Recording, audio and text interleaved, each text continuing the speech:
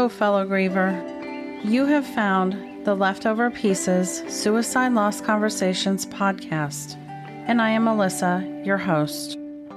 I am with you on this journey because my 21-year-old son, Alex, died by suicide on August 7th of 2016.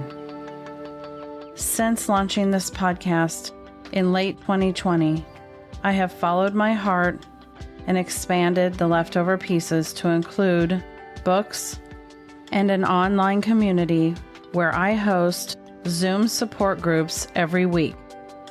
It is there, in this community, that I lead other parents who have lost a child by suicide from survival toward hope and into healing. The website is also a resource hub, a connecting point for all survivors of suicide loss. You can find me, ways to connect with me, and links to everything that I'm doing in the community on my website, theleftoverpieces.com. Know that I'm always open to suggestions and feedback. And if you know someone that I should connect with to be on the podcast, please let me know that as well. So now, I invite you to join me for real conversations, candid talk on hard topics surrounding the loss of our loved ones by suicide.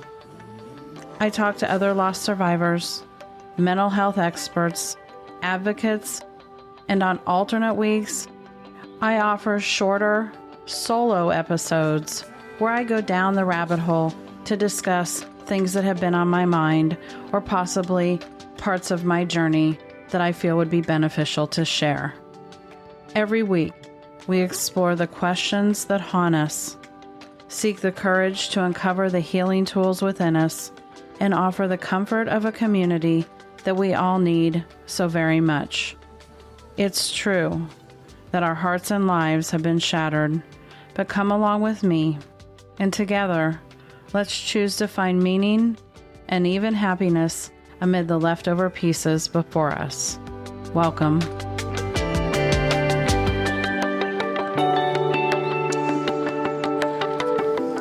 Hello, fellow grievers, and welcome to Season 5, Episode 10 of the Leftover Pieces Suicide Loss Conversations podcast, and I'm Melissa, your host. Today, I'm going to share a conversation that I had recently with a woman named Jen Hoye. And in Jen's own words, she is passionate about mental health and suicide prevention. She's a board member of the American Foundation for Suicide Prevention in the Massachusetts chapter and a suicide loss survivor herself. Jen lost her brother, Teddy Fusco Jr., to suicide in May of 2017. Before July of 2021, Jen Hoye hadn't run in nearly 30 years when she was on her cross-country high school team. Several years after her brother Teddy's suicide, Jen began walking for her physical and her mental health. Jen was inspired by her brother to complete #HealingForMiles remembrance walks and runs in honor of others who have died by suicide. Since September 2020, she has dedicated healing miles to hundreds of men, women, and children from across the globe. Today, Jen has completed a number of races representing Team AFSP, including the Boston Marathon in both 2021 and 2022, the Los Angeles Marathon, which was actually a half marathon in 2022, the Chicago Marathon that same year, and Grandma's Marathon in 2023. Jen also completed her first ultramarathon to celebrate her upcoming 50th birthday. Her goal is to support the AFSP's mission to bring hope to those impacted by suicide and to run healing miles in memory of others. In every state of the U.S., Jen has been featured on a number of podcasts, radio shows, and international video panels, as well as the news media. She lives in Taunton, Massachusetts with her husband, 3 kids, 3 rescue dogs, 2 of which were present during our interview, although I don't think you'll hear them. They were very well behaved. She also has a cat and a whole flock of chickens. I loved having this conversation with Jen for multiple reasons. not the smallest of which is her lively Sicilian disposition. But we also get very personal in her journey and talk about why she took that first walk that eventually became running. We talk about the toll that grief had on her, which is why these walks that she initially took that really were just meant for her to be able to have time to talk with Teddy became so much more, and something that has not only impacted her life greatly, but now has gone on to impact others around the globe. So without further ado, let's welcome Jen. Hi, Jen. Welcome to the podcast. How are you this morning? Good. Thank you for having me. It's my pleasure. I'm really enthusiastic about the conversation that we're about to have. And then that sad moment hit me, and not enthusiastic for the reason, because the reason that we are brought together is by mutual loss. So I would like you to start out the way that everybody starts out and share your loss story with everybody that's listening. Sure. Yeah, it's difficult because it's been almost 7 years, and some days it feels like just yesterday. But in May of 2017, my brother Teddy died by suicide. It was a shock to all of us. He was a son, brother, grandson, nephew, cousin, friend, everybody's favorite uncle, even though my kids were his only actual niece and nephews. He was kind, he was gentle. He loved Boston. He loved Boston sports and Forrest Gump. And he made everyone laugh all the time. He was, you know, a clown since he was a kid and always willing to help. He was always the first one to help, always the first one to support somebody going through a rough time. So imagining my brother feeling just completely hopeless and making that decision, that really was difficult. He was a ranger at the Massachusetts State House for more than 20 years, and he touched so many lives, not just friends and family, but even perfect strangers. People shared with us Teddy stories, after he passed, and realized like how great of an impact he had during his lifetime. And like, you probably feel the same, but my life will always be measured in two parts: the time before and the time after. Yeah, I completely understand, because I've even come just in probably just sometime in this year to where, and I always have after in quotes, but I talk about this as our after life, because I do almost always without fail when I'm thinking of something, that's what comes to mind. Was Alex alive? Was it before Alex died? Was it after Alex died? And so there is, when there's this significant of a loss in our life, it becomes a line, if you will. It becomes a measuring tool. Not that we didn't have others before as well. I think we tend to forget those when something more significant takes its place. But we did. We all have delineations and things that we think, oh, was that before? I'll just use an example. Was that before I got married? Was that after? Mhm. Right? Was that before I had kids? Was it after? So we all have those, but they don't seem to stick quite as long and be quite as prominent as a loss like this. And that must be because of the traumatic nature of it. Having children is a milestone, but it's not generally what we consider a traumatic event in our life. You know, Raising them can be sometimes, but Yeah, no, I mean, all of those milestones, they just feel like a spot on my timeline. And that moment that we lost my brother in May 5th, 2017, almost feels like a chasm. Like I'm looking across this big canyon at what my life was before. And there's no way that the two of them will ever blend together the way your life continues to blend after you marry and have kids and start a job or buy a house, things like that. You're right. And it's funny you use the word chasm, because I used that in, I think, the most recent episode that's out. I talked about this as again, this is in the last year almost, but I've started talking about this type of a loss as kind of a tectonic plate shift, as to where maybe some of our life, and I often talk about that. I had lots of cracks in my life before, but I had become really good at, when a crack would develop, squeezing harder so it would just, everything held together, right? And so there might have been a lot of cracks going on, but I was like, I just kept squeezing. I'm like, I'm not going to break. It's going to be fine. I can handle these cracks. And then it was like a tectonic shift and then what happens is all those other cracks become more prevalent. They split open and then you have to deal with those. But then you have this big chasm that no matter how hard you try, those plates have shifted. They're not going back, right? So you now have to learn to live with that chasm, which means you have to build bridges, you have to, plant beautiful things, you have to have outcrop villages that become new. You have to develop your whole life now around this chasm, and it's how you do it that's so important. So, and I think that's part of what with your journey that you're going to unfurl a little bit for us, that is a good analogy because you've worked really hard to do that, to build something meaningful, but not before you had years of kind of repressed grief, if you will. And I know some of that ties to, being in a traditional Sicilian family and things like that, but talk a little bit about that piece of how for a number of years you felt like you weren't even really kind of acknowledging, or I'm not sure the right word you want me to use, but you weren't acknowledging it on the level you needed to. I wasn't acknowledging it at all. I mean, not even on any level. It didn't exist. Zero, right? When you talk about that tectonic plate shift, like I was living in that chasm. It was just a blank space. And you found a ledge on a shelf in the chasm and I just existed. And I think, one of the things that I tried so hard as like the older sister and, the responsible mom, and was to be strong for my parents, be strong for my kids. And so putting all your effort into being strong, whatever that means, meant that I had these years where I have very few memories, very few. All of my energy went into surviving. I went to work. I took care of my family, tried to maintain our normal, like, family dynamic with my parents, my kids, extended family. And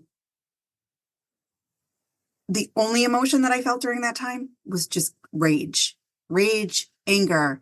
Like, obviously it was grief, but it was manifesting as anger. And I was angry at everything and everyone. And that's the piece that I remember most about those early years, is just how angry I was all the time. And it makes me sad because these are years of my kids growing up that I have very few actual memories of. Yeah. We don't always we definitely don't realize that when we're in the midst of that survival, and especially if we are willing to live in the cloud of grief without trying to peel back the curtain, when we're doing that, we don't realize how much we are shielded, how much we're not going to remember. Because like in the midst of it, there's a part of us that thinks, I don't feel much different than I ever have. So we don't even consider that we're not going to remember things. And then later you look back and go, I've had people say things to me about stuff in those first few years, and I just look at them and I'm thinking, oh my God. And then I start doing that thing and start thinking, do I really not remember? And I don't. Like, I know it's in there somewhere, but I don't. I can't pull it out of that file where we can usually pull things out. It might take us a little more digging the older we get, but we can usually pull it out. And some of that's just gone for me. Yeah.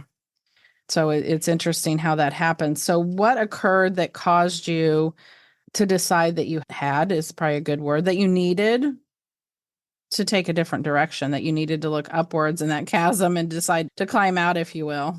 Well, honestly, it was pretty organic and I didn't make a conscious decision. It's COVID-19, the pandemic happened, and I was a remote worker. I was used to being alone in my house all day long. Everyone's at school or work or whatever. And I could just be angry in peace and do my thing. And if I needed to just scream, I could. It didn't matter because nobody was home but me and my dog. Suddenly, everybody's home in our little Cape Cod house on top of one another. All of this togetherness. And I didn't want to be like this angry mom trapped with my kids in the house. I just knew I needed to escape. I was like almost like vibrating with like anger and energy. But I didn't know what to do. So I took my dog, Penelope, and we're like, I'm going to go for a walk. which everyone kind of looked at me because in the years since my brother had died, I had gained nearly 100 pounds because I was stuffing down my emotions with food. I was not sleeping like maybe an hour or two a night. I would stay up all night watching reruns of Law and Order SVU. And they were like, oh, okay.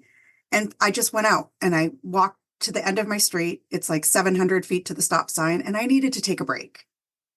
But the whole time I'm walking, I was talking in my head to my brother, not very nice words, more than a few swear words. Like, I can't believe this. Like, you're not here for this. Like, my brother was one of those people that would have been prepared for anything. And like years before the pandemic, he's like, you really should have like, we called it the apocalypse shelf in the basement with like staples in case we needed it. And I'm thinking like, God, you would have been so prepared for this. You would have known what to do. Like, Angie would have made us laugh through the whole thing. And you're not here, and I'm here, and I can't even go see mom and dad, and everyone's home, and I'm pissed. And Like, I've gained 100 pounds I because gained you're 100 gone. pounds. I don't sleep. I'm miserable. And, that first walk, like when I got home, I felt a little more calm. I wasn't shaking like with anger. And so I was like, wow, that kind of felt good. Why didn't I try it again? And over time, it became a routine. And over time, I went a little further and further. And my conversations with my brother got kinder. And it was less about how could you do this and more about, you know what? I really miss you. I miss yelling at you. I miss like sending you silly text messages. I miss you getting Joey riled up and teaching him things that I really don't want my 5-year-old to be taught. Like, and, I would give anything to have you back. And it wasn't until those conversations shifted that I realized, I never really grieved. And then it started to flow in. And so those walks became really healing for me in so many different ways and enabled me to be more present for my family. When we first talked, you had alluded to the fact that kind of like Forrest Gump, you just started walking, right? Where he said, and then I started running. And then a few minutes before you started telling the story, you talked about how much Teddy loved Boston and Forrest Gump and things like that. And it immediately connected it all for me, because even though you had said that the other day, I now see the connection, I think you probably do, but whether you do or not, between, I just started walking, it's like you can hear that in Forrest Gump's voice, right? I did it a Absolutely. bad justice, but it's true, because he would say, and then I started running, and so it was like Teddy was like, well, just start walking, sis, and we'll hash this out. Yep. And it sounds like that's what you kind of did through each session, because it's almost like you were doing therapeutic walking. Through each walking therapy session, you were hashing out everything you needed to with him, by yourself, with him, not a therapist as a third party, but you took on kind of your own therapeutic walking journey, which then, doubled as a health incentive for you as well, right? Because then that becomes a thing.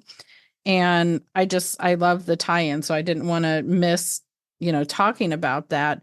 But it brings us to, and then eventually it went to running, right? Eventually you did. Yes. So because now you're running, which anybody that follows you, by the end of this, anybody listening will be following you also. But anybody that follows you on Instagram, we'll talk about that in a little bit, knows that you now run and do marathons and run in honor of other people and things like that. So we'll get to that in a minute, but the walking became running and was just a form of therapy, and then has gone on to help spur what you do, and with the form of mental health awareness and suicide awareness and prevention. But I want to talk really briefly about, as we capitalize on what you were just talking about, how you are now almost 7 years in. You're not almost exactly, you're behind where I am. So I understand very much where you're at in your journey as far as, timelines go, and that this does get easier to carry. I often say to people, it's maybe not that it's easier. We've just become more accustomed to it. We're stronger under the weight of it. I hate the word strong, which you put in air quotes before. People didn't see that when you talked about being strong, you air quoted it. And I just did too, because most of us hate that thing when people go, you're so strong. I don't know how you could do this. You're so strong. And you're like, I wasn't given a choice. I'm not strong, because inside we feel like that's the opposite of what we are. Right. Right. But so you were going through that, facade of that. But even at where we are at 6, it's almost 7 years and almost 8 years, the surprises, the emotional surprises and dysregulation that can still happen at any time are there. And I want you to talk a little bit about that, kind of to what we were talking about earlier, if you will. Sure.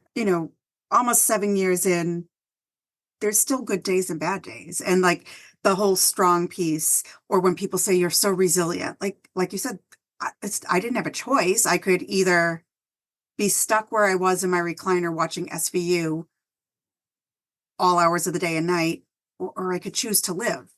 And so I choose to live because I know my brother is with me. And like I said, he was a ranger, a DCR ranger at the Massachusetts State House for 20 years. What is a DCR ranger? The I'm trying. Department of Conservation and Recreation. So they work at So all. kind of like a forest ranger, kind of without a Yeah, forest, a park services, a park service. ranger. Yeah. Okay. Yep. Okay. And he loved his job, and he loved the State House, and he loved Boston. But anyone who worked with him could tell you he also loved to make people laugh. He loved to help. He was always one of those like helpers. And so after he passed, all of his ranger colleagues, they came to his services. And even years later, when I ran my second Boston Marathon, I met up with rangers outside of the State House. And, one of the rangers he worked with offered to give me, he always carried with him Teddy's pen. And I said, I can't take this because I know I'll lose it in the middle of the race. I want you to keep it. But that stuck with me. Like, he's been gone for all these years and you're still carrying his pen. And so I was at the State House on Monday for the Massachusetts Coalition of Suicide Prevention's annual State House event, where they honor people who demonstrate leadership in suicide prevention. And it was the first time I was in the State House since my brother had passed almost 7 years ago. And I didn't expect it to be difficult because it's just a building. But when I walked in and realized nobody here, the Rangers are all different. They're young. They're the same age as my oldest child. They don't remember my brother. And my brother isn't even a memory at this point. Like, that absence of his memory and his absence felt really strong. And I didn't expect it to affect me in the way that it did. And on my way home, I started to get really emotional about it. And it's about an hour's ride. And I was in my head and I was starting to spin and I was starting to cry and feel those angry feelings. And I thought, you know what? Like, I need to do something. And I had to make a choice, like, because there are so many things I could fall back on. I had so many, less healthy coping mechanisms in those early years, food and alcohol and shopping and rage. And I thought, I don't want this to be how this day goes. And that's where running has been a lifeline, because I thought, I'm going to the gym. And I got on the treadmill and I was like, I need to do 8 miles because I'm that angry. And I was like, well, do I really need to do 8 miles? I decided as I started running and I started feeling better and like less that I needed to do something to like destroy my life. I was like, okay, 4 is good. 4 is good. I'm tired. I can go home, have dinner with the family. Like, I re-regulated, which was the goal. Re-regulated. I chatted with some of my friends in the suicide loss community, and they're like, I get it. I get it. And it felt good that, like, I don't know, I had that validation, but also I was glad that I had the, I don't know, wherewithal to like recognize I'm feeling dysregulated. It's because of this activating moment in the State House that has nothing to do with my brother being gone, but with my brother not being a fixture anymore. That like other people's lives have moved on. And I'm glad that I was able to make that choice. But years ago, that wouldn't have happened. And I think there's a reason I never went inside the State House in all those years, because I don't think that it would have ended well. Yeah. You're exactly right. Those things can still come from nowhere. And I feel like the same can happen, like you said, for just a good day and a bad day. You can sometimes wake up. I still do. Not often, not every single week, but I still wake up, I would say regularly enough to talk about it and just feel that heaviness. Just know that it's not going to be a good day. It's usually because something's at front of mind. It may be because of something I dreamt. We don't always know.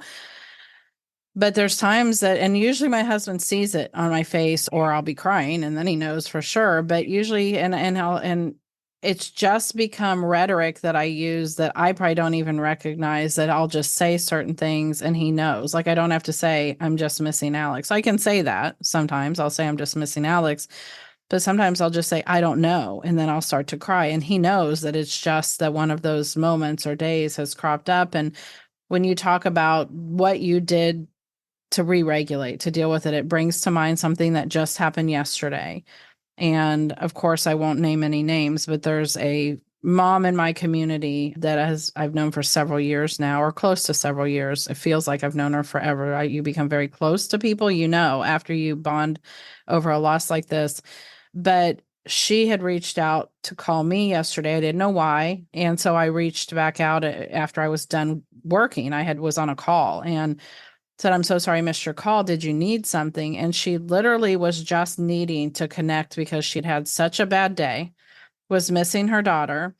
And she said, I just have had such a bad day and needed to tell somebody, basically. I don't know what her exact words were, but just like you reached out to some people that understand. Even though I wasn't able to answer, what she did was kind of what you did. I have some options in front of me. Some can be bad choices. Like, I don't know if this would have been her option. I'm not quoting her on this, but I can either go home and, have a big stiff drink, eat a piece of cheesecake, whatever, or I can do XYZ. So she had tried to reach out to me, just putting in words to somebody, even if they aren't able to answer, that you're just sad and having a bad day. When it's someone that understands, that is like you're giving it to them, versus people that don't understand, that you feel like they're almost forcing you to keep it, right? Because they go, oh, sorry, but they don't get it, right? And so when I said, do you need me to still call? And this is where it ties into what you said. She said something to akin to, you can if you want to, but I'm fine. I made the choice to, what'd she say? I made the choice to go to my favorite crystal store and run to the car barefoot in the rain. And it helped so much. And so she made a choice to do something that was good for her heart and soul, that helped reset her. It didn't make the sadness necessarily go away, so to speak, but it helped her get out of that panic that she was feeling when it just kind of piled on for the day and she wasn't doing anything to re-regulate. So I just like pointing out that whether you meant to or not, you just gave people a really good message of, we can learn ways to help ourselves in those moments that are not running back to the fridge, whether it be to grab the wine, the cheesecake, or both, head to the sofa and watch whatever all night long. Been there, done that. So I would love for you to now go into the place where you talk about, from that running, where you've gone from there. Right. So, like I said, pandemic hits. The prior years, my family had participated in a local charities like Suicide Prevention Month 5K as Team Teddy. And we were always a very big team. I think we were the biggest team they had there in 2019 with Samaritans. And it was like, it became a virtual event. And I was like, okay, like, how can I honor my brother in a way that feels good, but also lets me maybe show somebody else that they're not alone? And my brother was like the type of person that would walk 1,000,000 miles if it meant making somebody feel better, even if it was just for a few minutes. So I thought, right now that I'm in this walking routine, I'm going to dedicate the first 5K of every day to somebody who's been lost to suicide. And it's not just dedicating it. I try to connect with the family and learn about their person, learn about what they miss most. And it's not just sharing the person who died, but holding space for the people who are left behind. And I started using the hashtag healing miles because honestly, not just for myself, but for the others, it became literally like paved a path toward healing for myself and opened up a world, a community of people who have been impacted by this traumatic loss. And even though it's not always the same, it might be a sibling, a child, friend, colleague, we're still united by this horrible, terrible moment that changes your life forever. And after that month, I realized like my inbox was full. I could walk every single day for the rest of my life, and only touch a fraction of these individuals. So I decided to continue it. But rather than every day, because I found for my own self-care, I needed to give myself some space, doing it, a few times a week or a few times a month. Or if I, had somebody had a milestone coming up, a birthday, I would buy a couple of Dunkin' Donuts gift cards and put a little note on them and pass them out on my walk, like a random act of kindness in memory of this person. And then shortly, like the next year around my brother's anniversary, I was having a really griefy night. I was up, I was miserable, and I was just doom scrolling on social media. And I saw this post from the American Foundation for Suicide Prevention about walk a marathon in a month and raise awareness and funds for suicide prevention. And I thought, like, I could do that. I walk a marathon every few days. So, okay, like what can I do to make it more meaningful? And I came up with this random arbitrary number of, I'm going to walk 300 miles because when I do things like I have to overdo them, obviously. So I decided on 300 miles and every day was dedicated to somebody else. And that was my first experience with AFSP. And it was a really positive experience. I got a lot of encouragement and community and support from not just the families of those who I was walking for, but from AFSP. And I discovered there were all these resources out there for people that I didn't even know existed. And when the month ended, I got in my inbox like, hey, you recently participated in this. We've opened up Boston Marathon applications for the 2021 Boston Marathon, which that year was going to be held in October for the first time. It's generally in April. And I thought, God, like, what a way to honor my brother's memory than at an event that he loved to work on Marathon Monday. Like that was always one of his favorite moments. Like, I can do this. And my family was like, you haven't run since 1990. Like, you're going to run one of the most difficult marathons in the world. Like, you're just going to run it. And I was like, oh, yeah, why not? We're not really sure this is a good idea. And then the Sicilian donkey and myself was like doubled down and was like, well, now I have to run it. And I remember in mile 25, and I'm thinking, I don't think I can finish this. Thinking like, Teddy, like, I need you to get me to the finish line. And I saw a girl I went to high school with in the crowd. And she's like, what are you doing here? And I said, I'm running. What are you doing here? And she's like, oh, my husband's running. And I said, oh, she's like, he's a little bit behind you. And I thought, all right, Teddy, thank you. Like, motivation I needed. I need to beat her husband to the finish. As I was coming down Boylston Street, I could hear my mom's voice. And all of that crowd, I could hear my mom. And I remember like, Teddy, we did this. And it was just such a magical day. And it gave me so much hope. My brother's still gone and I felt him with me the whole way. I met people along the route. I high-fived little kids. I pat dogs. I hugged anyone I could in the Wellesley Scream Tunnel. There were friends and family all along the route. It was magical. And it felt good. And when I was done, like, Teddy, we did this together. And so even though he's gone, he runs with me every time I run. In every race, I save the last mile for him. And people are like, well, but why do you dedicate every mile? Well, because why not?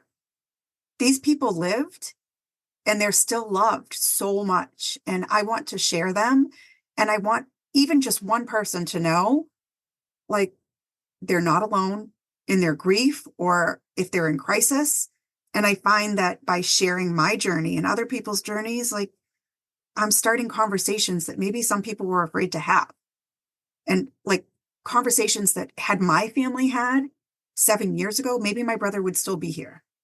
And so, you know, if you follow me on Instagram, you know I have a lot of tattoos and I have one on each calf. On my right calf is a Sicilian donkey for myself. A female donkey is a Jenny, which is my name. And then on my left leg is a blue jay. And blue jays have always reminded me of my brother because they're clowns. They're playful and funny. And there's several that just hang out in my yard all the time. And I feel like they appear when I'm in the midst of like a big decision or something. And so every time I run, one step is for me and one step is for my brother. And it's become just a part of who I am. And I can't imagine going back to the way that I was. Right.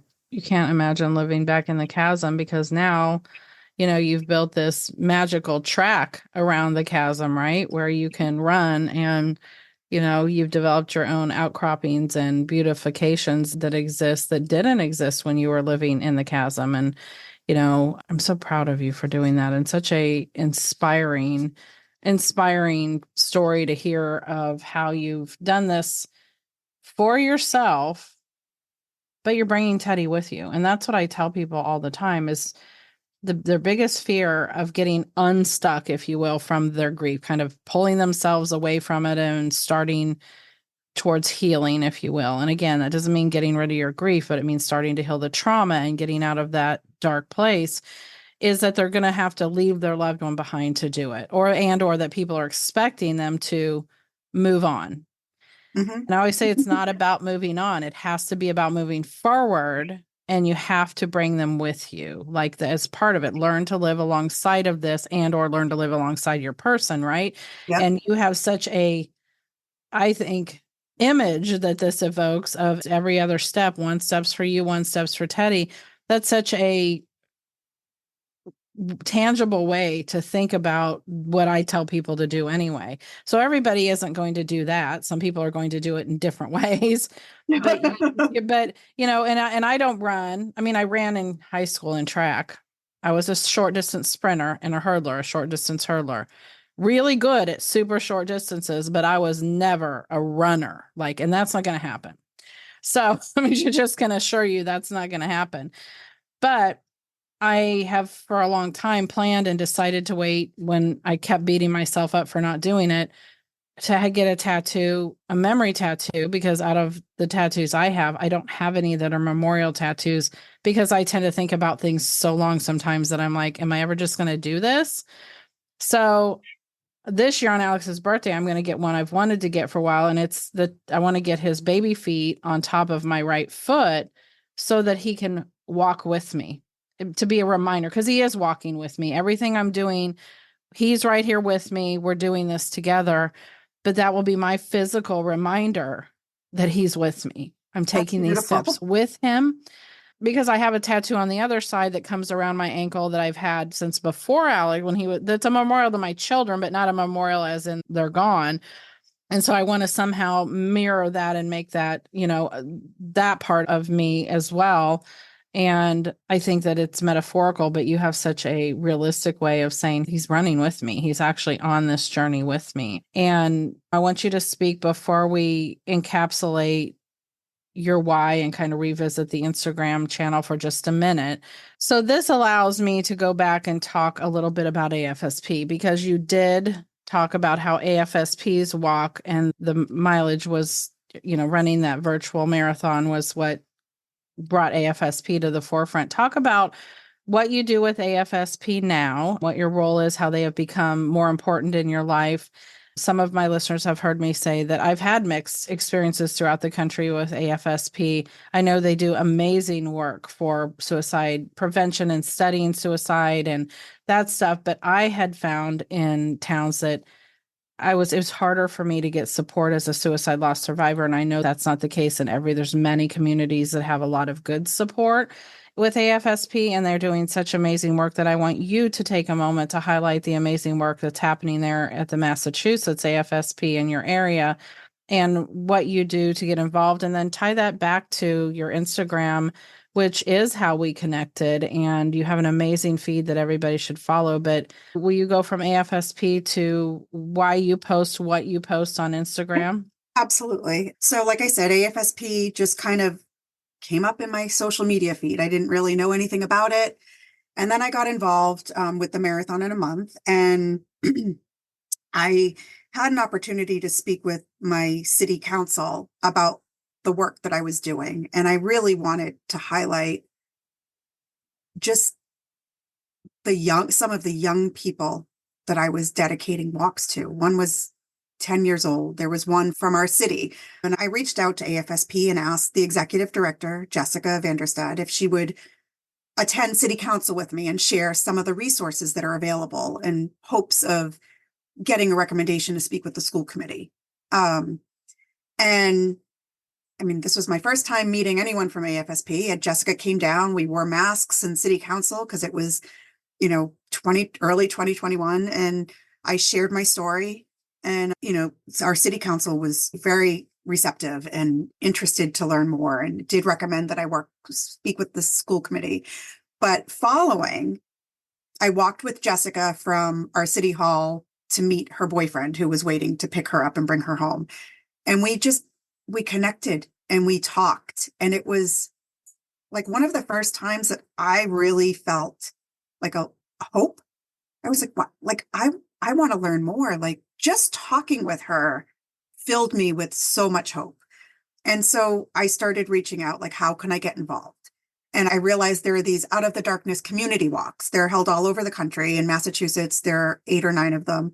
And, I was a little hesitant my first walk event because I wasn't really sure what to expect. Is it going to be this like sad, awful experience? It wasn't. My first walk was the Philadelphia area walk, which sounds strange. But during that marathon in a month, I met a family who lost their dad to suicide. And I became really friendly with the daughter, Morgan, and her family had a big team.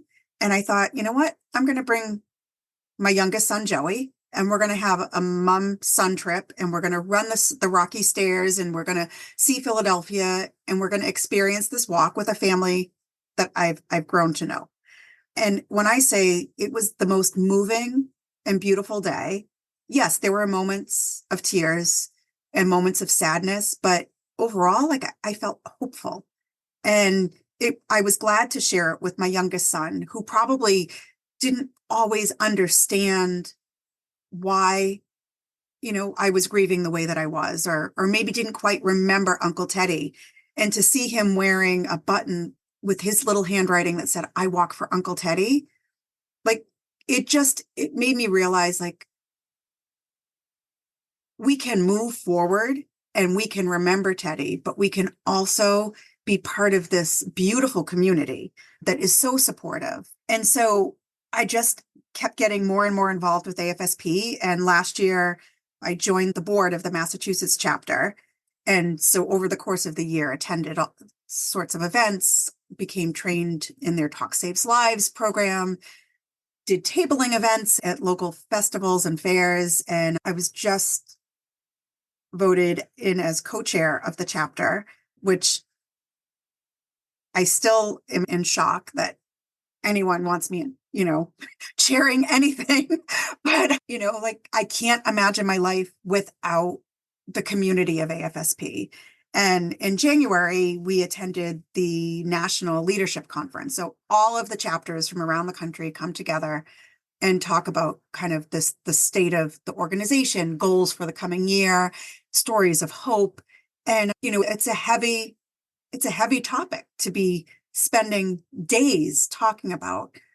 But at the same time, like I came home feeling energized and excited about all the possibilities that we have to connect with people and show people that there is hope after suicide loss.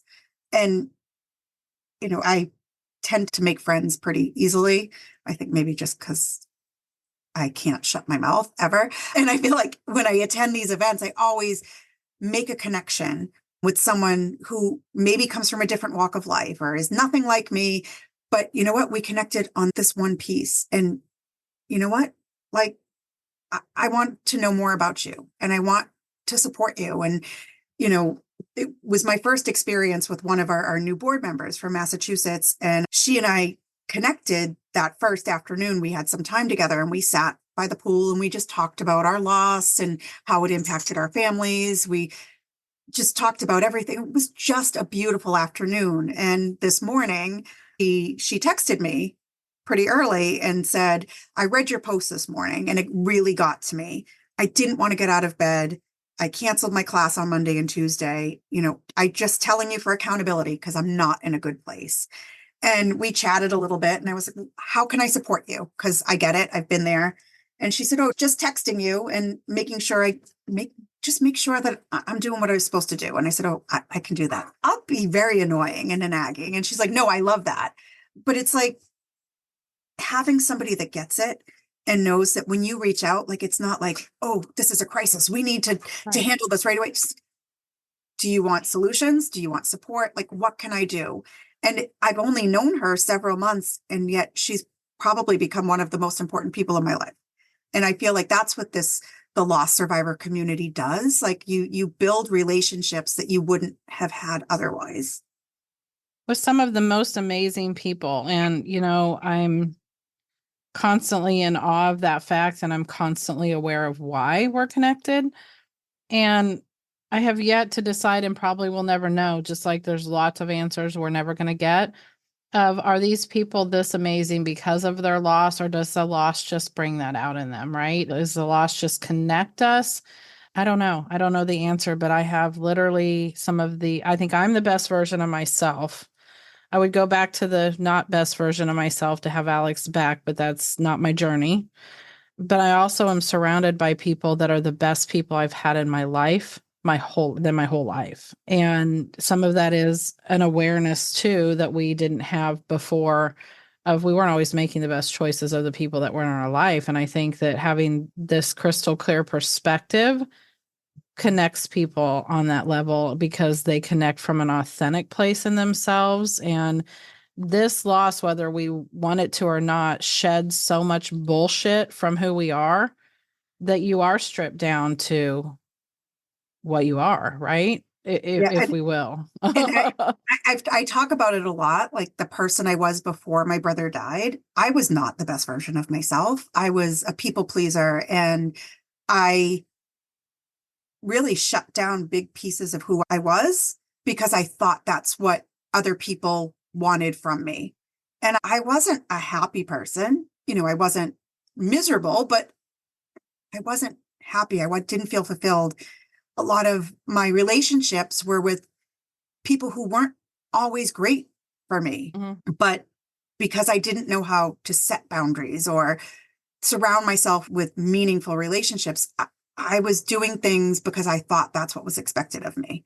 And while I don't ever want to go back there, I would trade it for a moment with my brother.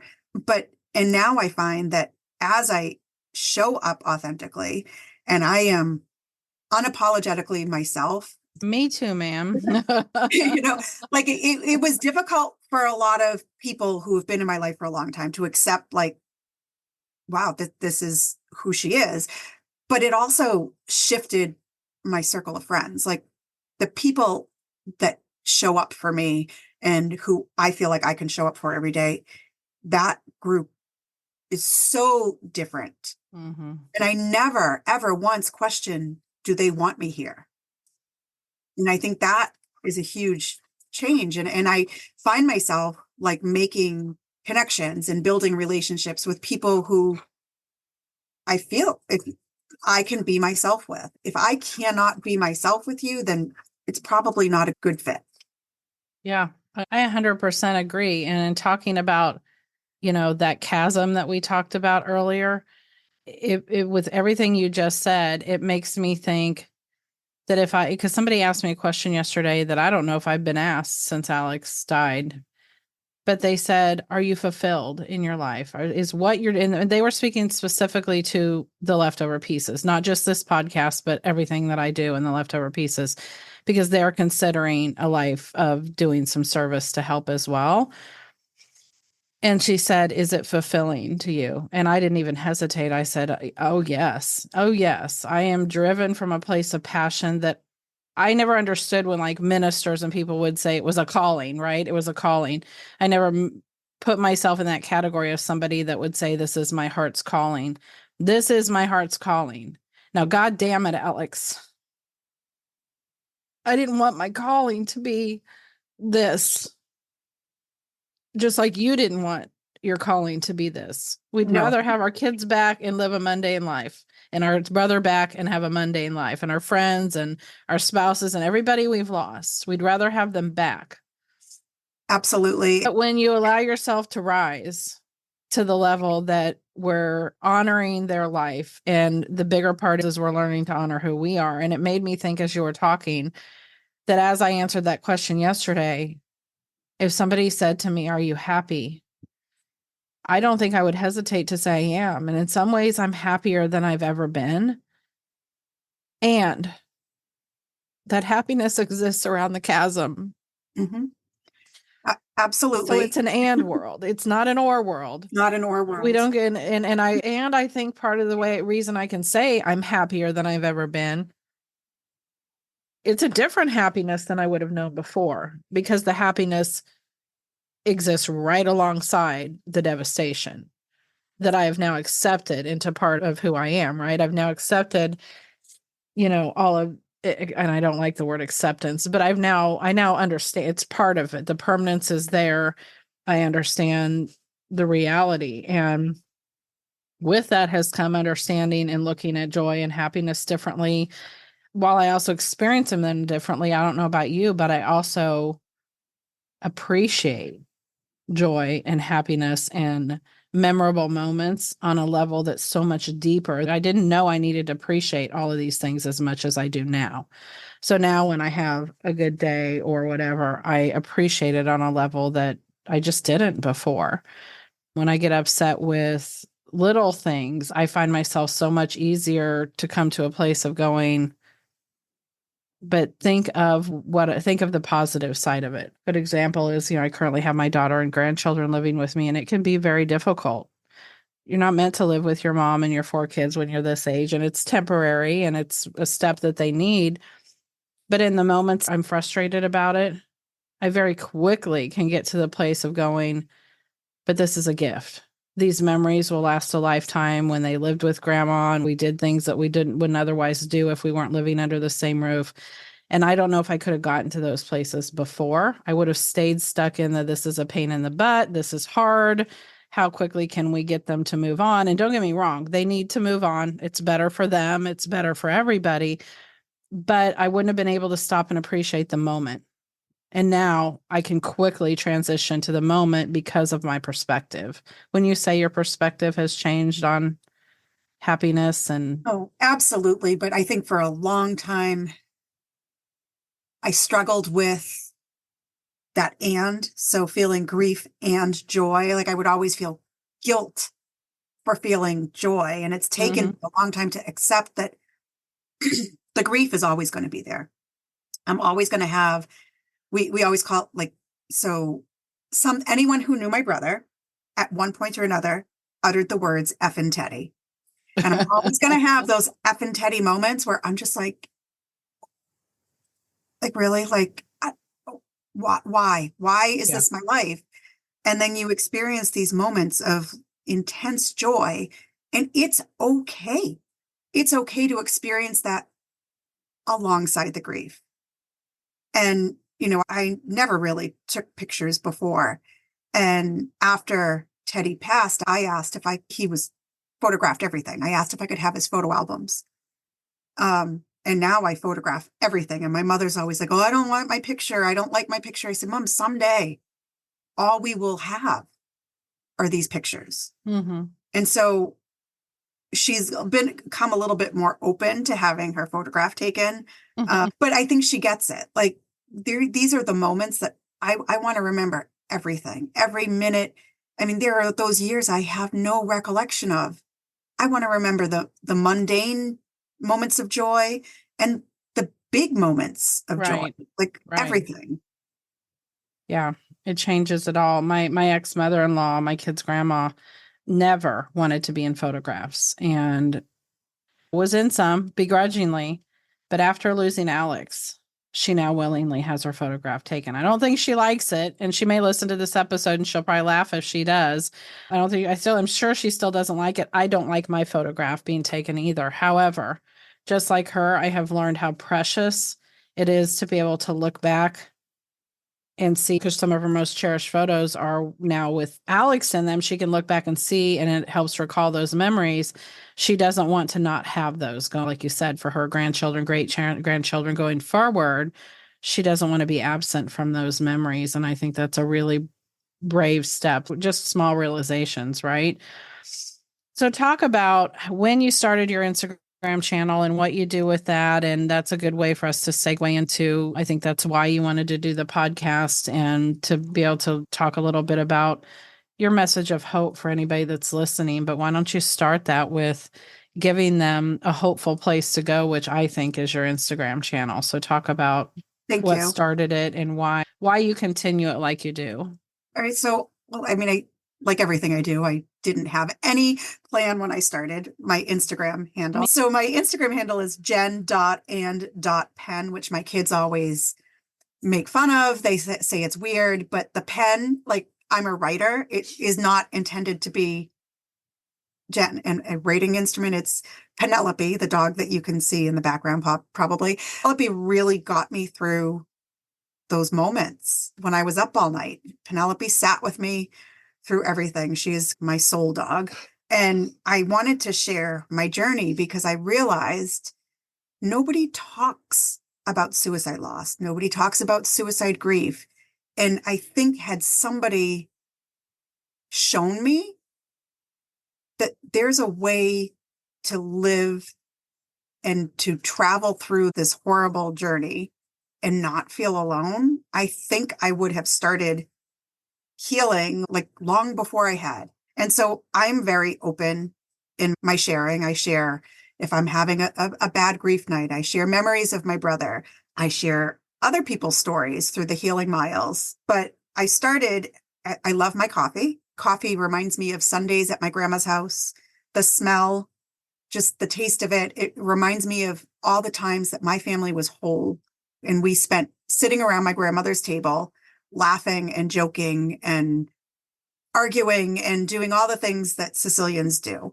And so I look forward to my morning cups of coffee. And I started sharing with my coffee a morning thought, like kind of a reflection. And it could be something I was feeling and experiencing, or something that I'd been thinking about, or sharing resources, or what I'm looking forward to and hopeful for. And over time, I noticed that it resonated with people, and people who maybe followed me but never interacted would send me a private message and say, you know what, like what you wrote today really resonated with me. I really needed to hear that today. Thank you. And I thought, well, maybe I should keep doing this. And now, several years in, this is my main way. It's almost like a journal in some ways, because I mean, you've seen, I don't hold back. Anything I'm feeling, I'm going to share, but I also share not just how I'm feeling, but maybe a perspective that could help someone else, a tool that, all right, here's why I could be feeling this. Here are some tools to help. And so I continue that and my running journey, because I feel like they're interconnected. Because for me, running is a big piece of my mental health toolkit. And when I'm injured and I'm not able to run, that's also an opportunity to share, like, because so many runners that I have encountered use running and activity as a way to manage their own mental health. Like, when you're injured, how do you do that? And so that's become an opportunity. As much as I hated every minute of being injured, you know what? It's an opportunity. And so I'm connecting not just with lost survivors, but regular people out there or runners. And it's built this community of people I wouldn't have otherwise known. And I've gotten to watch their journeys, and they've inspired me in ways that they probably have no idea, and found accounts like yours that have helped me through some of these really difficult times, because I can just put a podcast on when I'm driving somewhere and listen, and I can hear, okay, I'm not the only one that feels this way. Like, I am not the only person having this effing Teddy moment.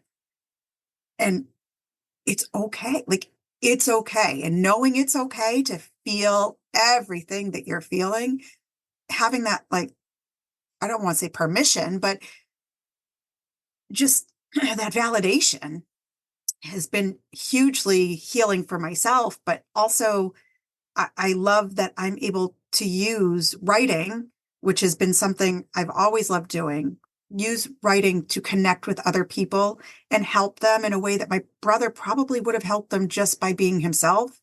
That to me it brings a lot of meaning to what I do.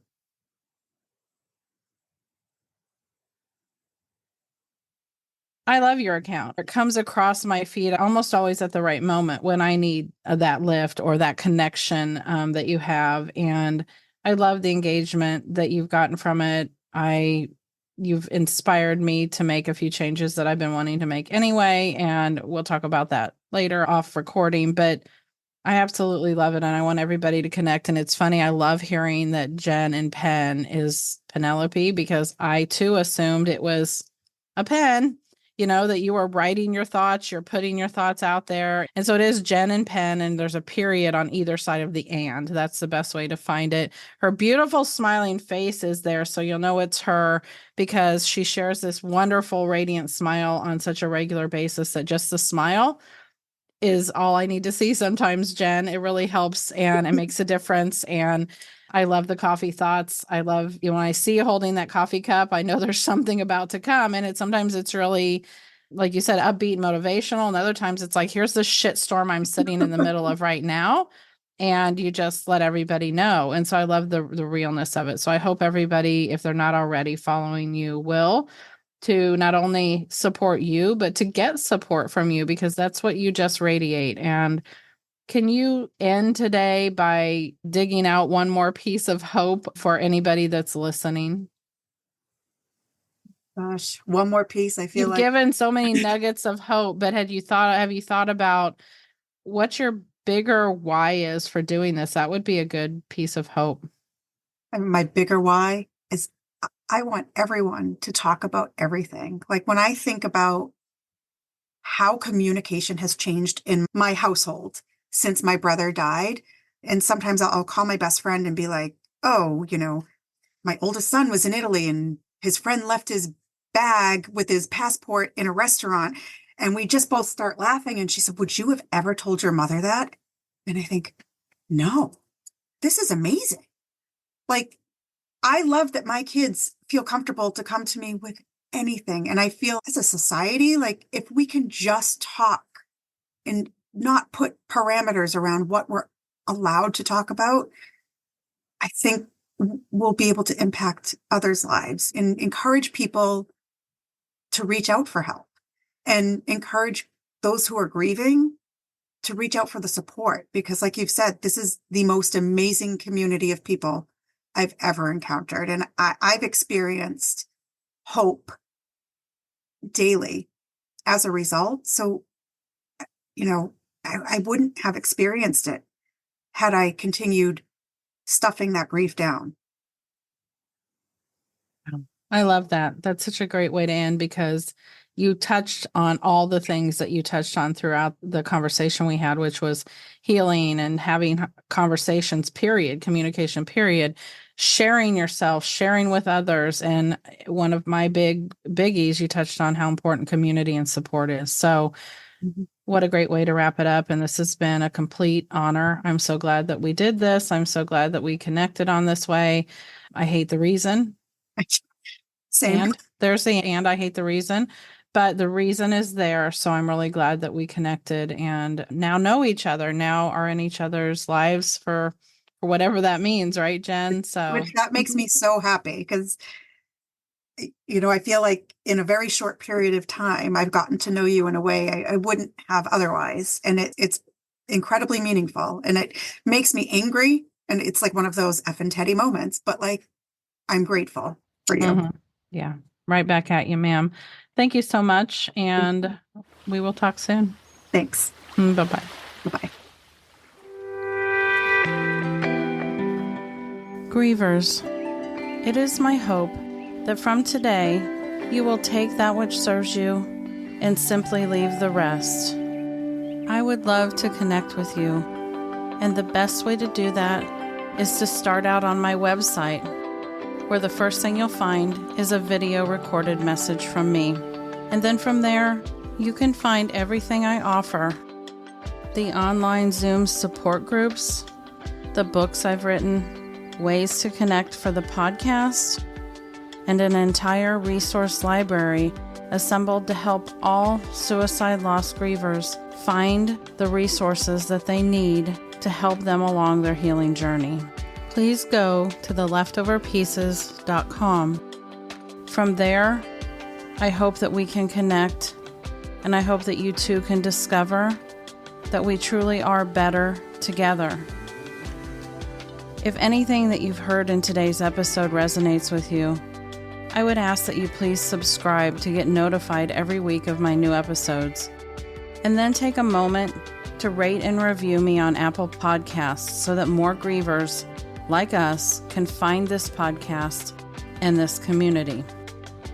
It is from my own experience of finding myself sitting amid the leftover pieces of my own shattered heart that I can tell you that while it seems impossible in the early days, it is possible to put those pieces back together and be okay again. And every week, we'll be right here providing more comfort, hope, and community. So until next week, I'll sign off today with some words from one of my Alex's favorites, Peter Pan. Never say goodbye, because goodbye means going away, and going away means forgetting. Grievers, no one here's forgetting. Talk soon.